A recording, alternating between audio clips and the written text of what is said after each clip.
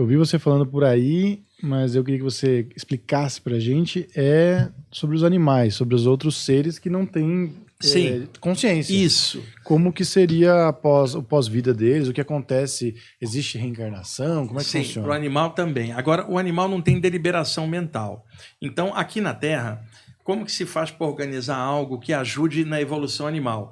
Você monta comunidades, monta grupos e cuida, são cuidadores de animais ou defensores da causa animal, fazendo o melhor possível, porque eles mesmos não têm mente para poder fazer isso. Espiritualmente, você tem comunidade de pessoas que gostam de animais e cuidam da evolução deles, assim como um irmão mais velho cuida do irmão bebezinho que ainda não sabe de nada. Então, a evolução dos animais não está exatamente na deliberação mental que eles ainda não têm, mas num projeto maior que consciências maiores fazem para cuidar da evolução destes animais. Então, o que eu vou falar aqui, eu não posso provar, mas desde a antiguidade no Oriente já se falava nisso, que inicialmente um grupo de animais pode ser uma alma-grupo, todos ser uma mente só.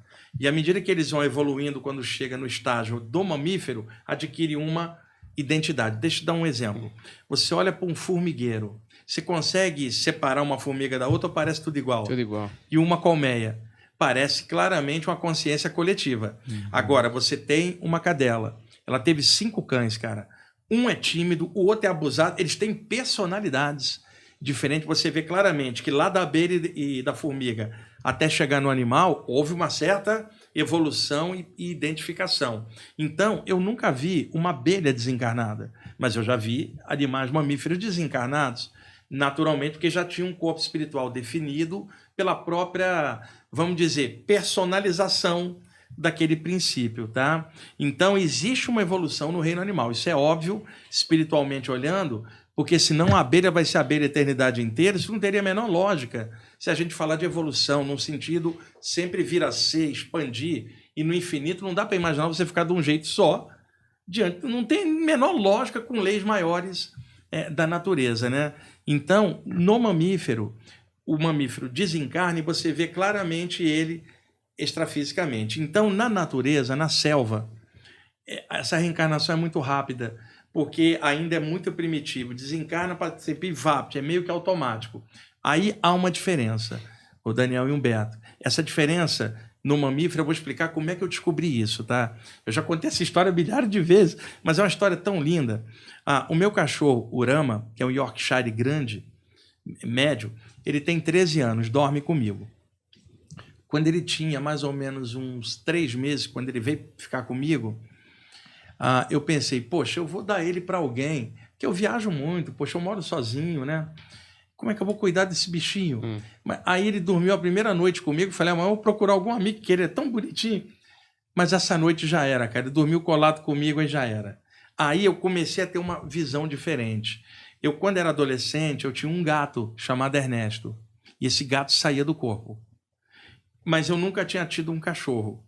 Então, começou a ser um aprendizado para mim. Quando eu viajava, deixava com alguns amigos que cuidavam para mim e fui me acostumando e ele comigo. Tá. Voltando um pouquinho para dar uma lógica. Quando eu tinha 16 anos, tinha um gato chamado Ernesto, ele dormia no sofá da sala. Então, ele do lado do sofá tinha uma mesa, na virada da sala para o quarto tinha uma geladeira na passagem, uma geladeira extra. Ele, então, dormia ali, pulava no braço do sofá, pulava na mesa e pulava na geladeira. E minha mãe abriu um buraco por cima para ele sair para a noitada, porque gato quer sair, né? E esse gato aprontava, pegava as gatas, detalhe, comia carne, comia peixe, comia de tudo. Tá.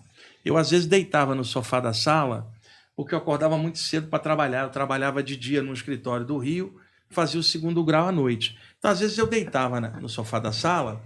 De madrugada, o Ernesto pulava em cima de mim para me tirar do lugar dele. E você sabe, adolescente como é marrento, né? Eu dava uma cotovelada, sai, cara! E ele, aí o que ele fazia? Pulava na quina do sofá, na mesa e deitava em cima da geladeira. Então, eu deitado aqui, eu enxergava o gato dormindo em cima da geladeira. Uma noite eu estou deitado de bruço, eu tinha 16 anos, há 1 ano que eu estava experimentando saídas do corpo e ainda estava tentando entender, não tinha ninguém para conversar, eu estava lendo os primeiros livros para tentar entender aquilo. Eu acordo virado de barriga para baixo, totalmente paralisado. Não conseguia me mexer, aquela paralisia do sono que eu já estava acostumado, relaxei, nessa hora não se mexa, fica tranquilo. Comecei a sair pelas costas, alguns centímetros por sobre o corpo, espiritualmente falando. Daqui de cima eu já via a nuca do meu corpo virado para baixo. Algo salta nas minhas costas mesmo. Eu tomei um susto, falei, é um espírito. Eu tinha 16 anos, cara. Quando eu ganho altura e olho para baixo, o gato estava fora do corpo, era uma duplicata exata dele, no ar, ele era um gato branco, tinha uma aura fosforescente em volta dele.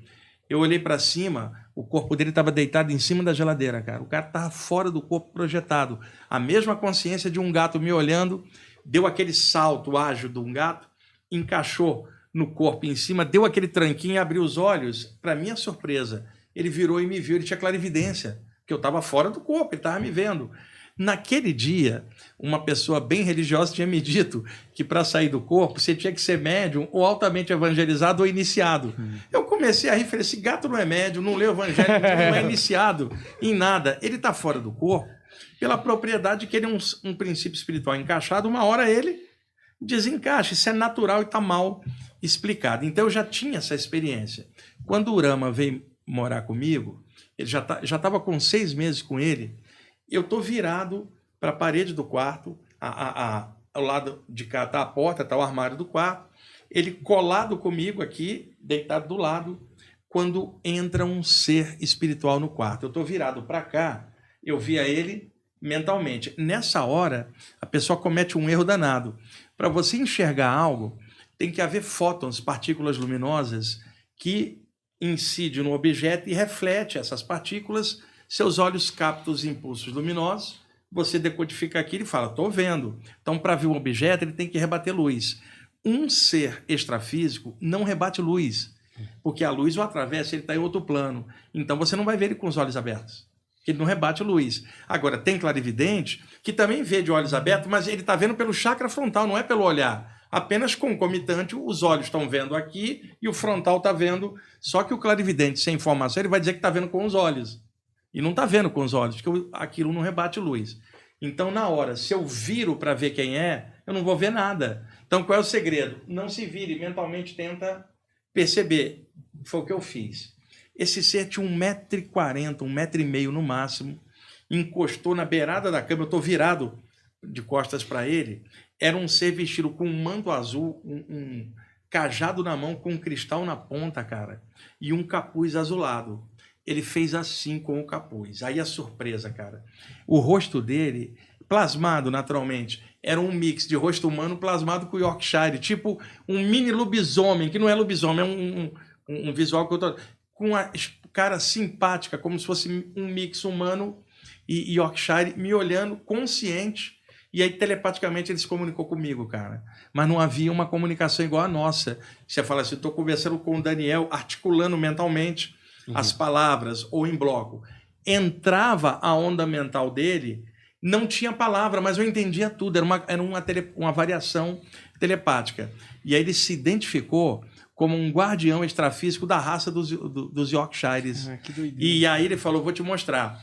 Ele abriu uma passagem assim no ar, um portal, e eu via milhares de cães Yorkshires latindo pra caramba. Aí ele fechou e falou assim, esse é um plano muito violento para um ser humano ver, porque ainda é primitivo. Você está vendo o geral, grupal. E aí ele me deu a grande informação, que era o seguinte, na floresta, o animal faz parte do grupo. Desencarna, reencarna. Isso até na literatura espírita de Allan Kardec tem isso, que a reencarnação é quase que instantânea. Por que eu estou falando isso? Porque toda vez que eu vou falar o que eu vou falar agora, tem espírita que fala, mas Allan Kardec disse que era instantâneo. E isso porque ele não tinha um guardião desse aqui falando o que ele falou para mim. É o seguinte, na natureza é certo, é rápido. Tá. Quando o animal vem viver com um ser humano, ele está vivendo com alguém que não é preso ou predador. É totalmente diferente. E se o ser humano trata com amor, ele desenvolve o chakra cardíaco dele, que antes na floresta só era desenvolvido para aqueles da sua própria espécie, não contra outro que é o predador ou a presa.